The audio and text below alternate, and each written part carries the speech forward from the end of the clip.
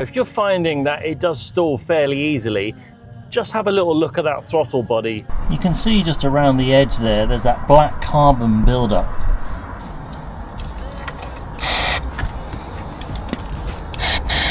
I can hear it now. It's opening and closing that. Test is complete, cleaned, and it's cleared. Looking at the rev counter there, as I'm pulling away here, and I change gears. The car, what it's doing now, it's got to learn the new position of the butterfly valve in the throttle body. It would normally drop down, so I'm in third gear at the moment. Into thirds, into fourth. It does seem a little bit more fluid. Good afternoon. In fact, it feels like the evening, it's so dark, and I was kind of avoiding doing a recording on this just because it is so dark, but it's winter in the UK. I drive this little Honda Civic pretty much 3 or 4 days a week. It's my little commuter car, and I drive it in and around the outskirts of the west of London. There's a lot of positives about this car, but there's one massive negative, and that is it's so easy to stall. In fact, I often think on the right hand side there's a little stop button which you press. It doesn't stop it, but it does start it. So it means you don't have to turn the key. You just leave the key in the ignition. In fact, I'll do it now. If I just turn the key off, I can now press the start button and away we go. I have to do that all the time because I'm constantly stalling it. And I'd like to think I'm an all right driver. I've been driving for the best part of 30 plus years. So what I thought I'm going to try and do is I'm going to clean the throttle body, and that's just where the little valve that opens and closes that lets the air into the engine, and it can be quite sensitive if it's got a bit of a build-up of dirt around the edge. Because what I've heard is if you clean the throttle body and then importantly you do a reset, the car then relearns, and it might help me a little bit with this annoying little stalling issue. By the way, do you like my new bonnet stays? Check this out. One hand, look how tall it stands compared to the existing one with this bar. There's a little video link down below if you want to know how to install these. Right, throttle body. So it's just to the left of this airbox. Just undo all the little tangs, watch your fingers.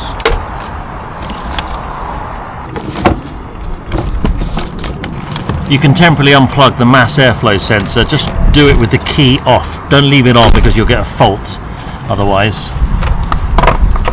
So there you go. There's another video for you. Now you know how to change the air filter on your little Honda Civic Mk8. It's just there. But we'll remove the top part of the box because it's giving me now some wiggle room to get into the throttle body. And the throttle body, which is just here. I'm always amazed at when I look at these engines from Japan, they are always really dry and clean. There's never any oil that leaks. It's just good engineering. Little Phillips. You can just about get a screwdriver on there.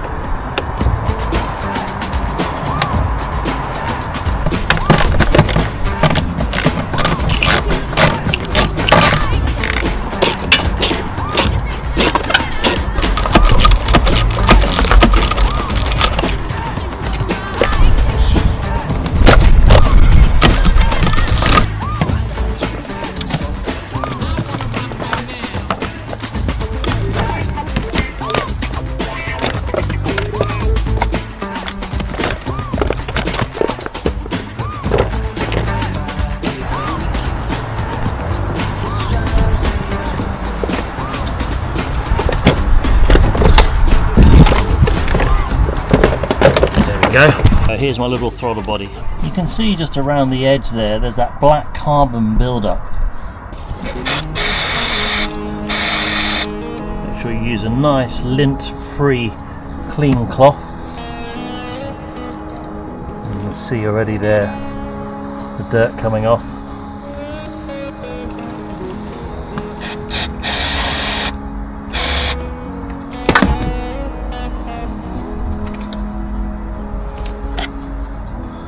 And I can definitely see a ridge in there. There's a definite build-up behind.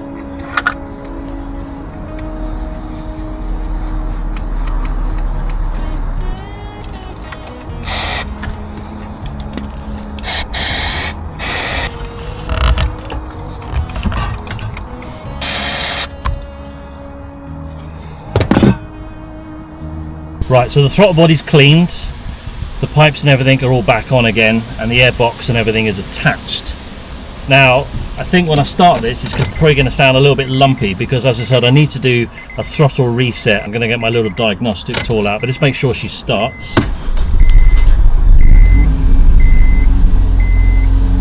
So straight away, the car, what it's doing now, it's got to learn the new position of the butterfly valve and the throttle body. So it's a bit dark, I know, but I'm going to go and get my diagnostic tool out.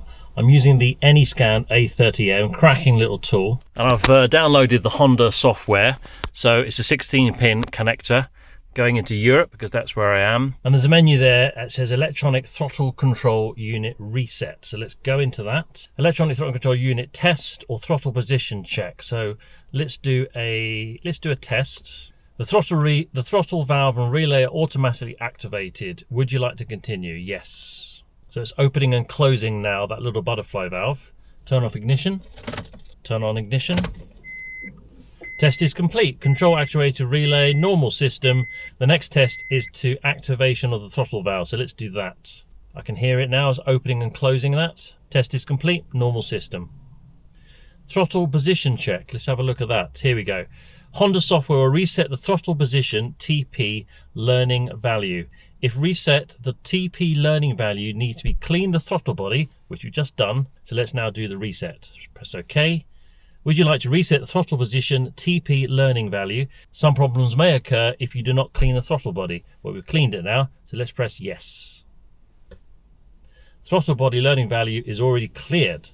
Clean the throttle body, refer to the service manual. If not, some problems may occur. Well, it's cleaned and it's cleared. What I'm now going to do is tomorrow morning, I'll take it for a drive on the way into my day job and it will start to learn over time. Welcome to a new day and a new dawn.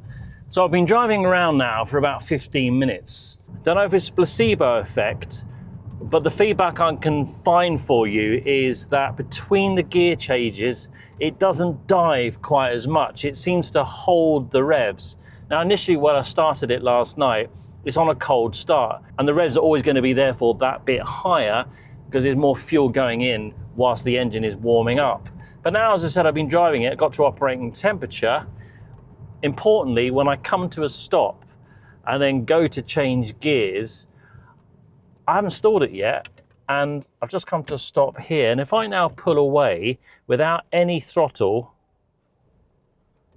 it will stall, don't get me wrong, but it doesn't seem to be cutting out as quick as it did.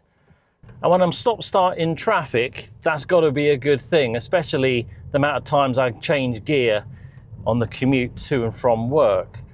So what I'm going to do now is I'm going to show you the rev counter, and you can see for yourself just how much it holds in those gears and doesn't dive on the revs quite as much.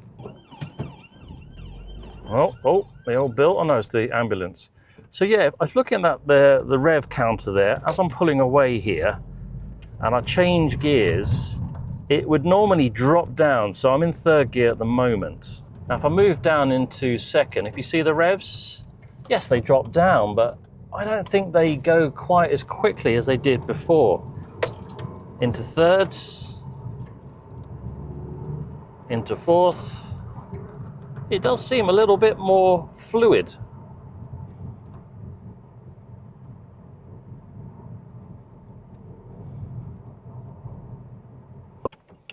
So a good test here, if I pop into second and pull away.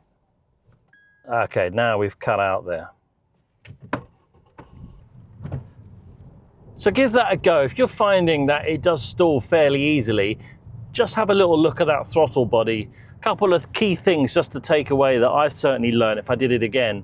I ended up just slightly damaging my air intake box. I didn't really show it in the video, but you have to get it in at a certain angle. It's not difficult once you know, but like anything, it's a bit of a learning curve. So just pay attention to that.